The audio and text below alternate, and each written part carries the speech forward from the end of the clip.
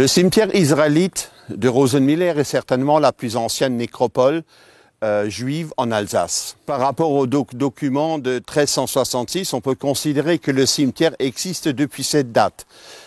Il est toujours utilisé de nos jours. Les inhumations se font chronologiquement. Le cimetière a une superficie d'environ 4 hectares sur une longueur de 1 km. On estime qu'il y a à peu près 8000 personnes qui ont été inhumées dans ce cimetière. 4000 d'entre elles seulement ont eu un monument funéraire.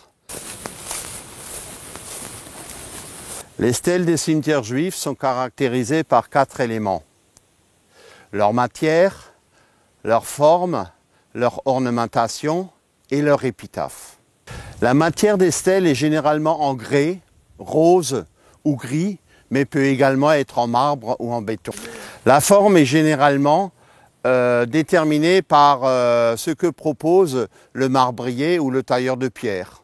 D'ailleurs, cette forme est presque identique pour les mêmes époques, pour les stèles des cimetières chrétiens.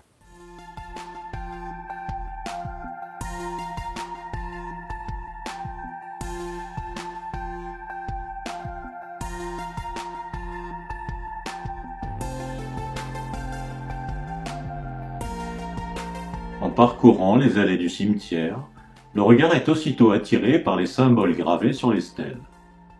Ils ont pour la plupart une signification particulière. Une cruche ou aiguillère est associée au patronyme de Lévi. Ce récipient leur permettait de purifier les mains du Kohanim avant la bénédiction. Les Kohanim étaient les gardiens du temple. Sur la tombe du Kohanim, 2 mains jointes sont représentées avec les doigts écartés.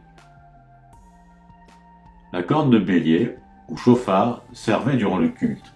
Il était utilisé par les chantres, qui étaient les ministres officiants. Sur la stèle de Lippmann Lévi, on reconnaît les instruments qu'il utilisait pour la cérémonie de la circoncision. Ils indiquent ainsi sa fonction dans la communauté. Un peu plus loin, sur cette stèle, on trouve un motif sans signification religieuse, une fleur de pavot dans son pot. Sans doute, la personne inhumée à cet endroit devait nourrir un intérêt particulier pour cette fleur.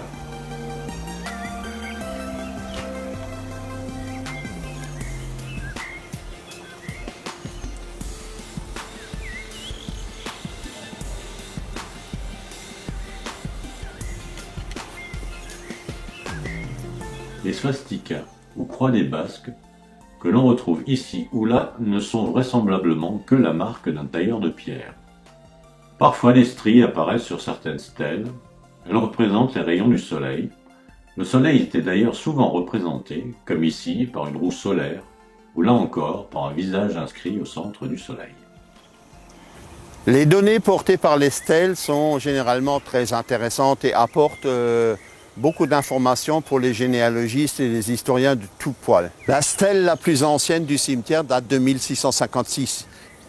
Au-delà de cette stèle, on ne trouve plus aucun monument funéraire, plus aucune stèle, tout simplement parce qu'elles ont probablement disparu. Je pense qu'elles existaient, mais elles ont disparu, subtilisées pendant les guerres, notamment la guerre de 30 ans, qui venait de finir avant que Aaron décède.